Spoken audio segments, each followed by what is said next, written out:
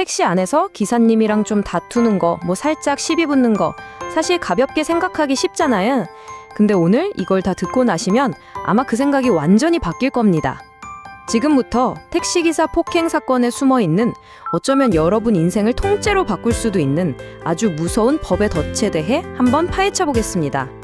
택시 안에서 말다툼 좀 하고 뭐 가볍게 몸싸움 좀 하고 대부분은 에이 그럴 수도 있지 하고 대수롭지 않게 여기거든요.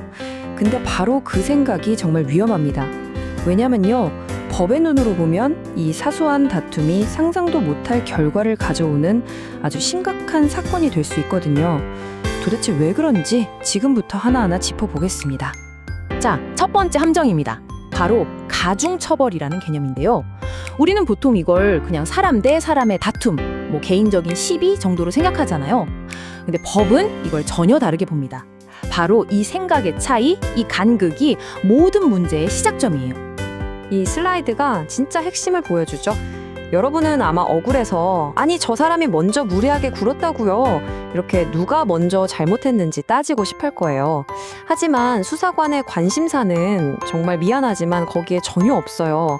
그 사람들은 이걸 두 사람 사이의 다툼으로 보는 게 아니라 도로의 다른 모든 사람들을 위험에 빠뜨릴 뻔한 공공안전위협 사건으로 보고 접근한다는 거죠. 수사관들이 왜 그렇게 보냐고요? 바로 이 법 때문입니다. 그냥 일반적인 폭행죄를 다루는 형법이 아니에요. 특정 범죄 가중처벌법, 우리가 줄여서 특가법이라고 부르는 훨씬 더 무거운 법이 적용되기 때문이죠.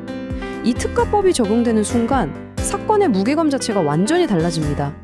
그리고 여기서 제일 많이 하는 실수가 바로 이 운행 중이라는 개념에 대한 오해예요. 아니 차가 멈춰 있었으니까 운행 중이 아니잖아요, 이렇게 항변하는 경우가 정말 많거든요. 하지만 법원의 판단은 아주 단호합니다. 여기 보시는 것처럼 신호 대기하려고 잠시 멈춘 거, 승객 내려주려고 잠깐 세운 거, 이거 전부 다 운행 중으로 봅니다. 우리가 생각하는 상식이랑은 완전 다르죠. 더 놀라운 건 뭔지 아세요? 바로 폭행의 범위입니다. 여기 좀 보세요. 꼭 주먹으로 때려야 폭행이 아니에요. 운전석을 발로 툭 차거나 운전대를 잡고 막 흔들거나 심지어 운전하고 있는데 어깨를 툭툭 치는 거, 이것만으로도 특가법상 폭행이 될 수 있습니다. 한마디로 2차 사고를 일으킬 수 있는 아주 작은 행동 하나하나가 전부 다 해당된다는 거죠. 자, 그럼 두 번째 함정으로 넘어가 볼까요? 바로 수사 단계입니다. 여기서 여러분이 듣게 될 어떤 질문은 마치 여러분의 편을 들어주는 것처럼 들리지만 사실은 아주 교묘하게 파놓은 덫일 수 있습니다. 만약 수사관이 이렇게 묻는다면 이건 여러분의 억울한 사정을 들어주려는 게 절대 아닙니다. 이 질문의 진짜 목적은 딱 하나예요. 여러분이 화가 나서 의도적으로 그런 행동을 했다는 걸, 즉 범행 동기를 여러분의 입으로 직접 시인하게 만들려는 겁니다. 한번 생각해 보세요. 여러분이 조사를 받을 때쯤이면 수사관 손에는 이미 택시 내부 블랙박스 영상이랑 음성 녹음 파일이 다 들어가 있을 가능성이 아주 높아요. 여러분의 행동 하나하나를 초 단위로 분석까지 끝냈을 수도 있죠. 그러니까 여러분의 대답은 그저 그들이 이미 가지고 있는 증거에 동기라는 마지막 퍼즐 조각을 딱 맞춰주는 역할만 하게 되는 겁니다. 자, 그럼 이제 수사관이 가지고 있는 그 증거라는 게 얼마나 막강한지 한번 객관적인 데이터의 세계로 들어가 보겠습니다. 여기서는 변명이 통하지 않아요. 정말 많은 분들이 이렇게 진술합니다. 아니 세게 한 거 아니고 그냥 살짝 밀었을 뿐이에요. 자기 행동을 주관적으로 축소해서 말하는 거죠. 하지만 이런 변명 정말 순식간에 무력화됩니다. 왜냐하면 수사관은 여러분의 기억이 아니라 데이터를 믿거든요. 여기 보세요. 영상, 음성은 기본이고요. 차량의 GPS 경로, 심지어 차가 얼마나 흔들렸는지, 속도는 어땠는지 기록하는 OBD 데이터까지 여러분의 모든 행동이 아주 객관적인 숫자로 기록되어 있는 겁니다. 바로 이게 데이터의 힘입니다.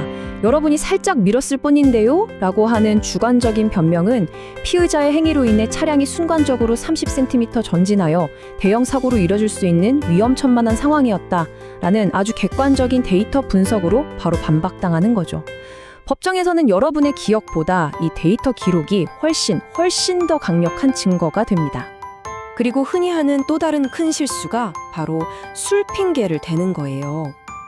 술에 취해서 기억이 잘 안 난다라고 하면 형량이 줄어들 거라고 생각하지만 현실은 완전 정반대입니다.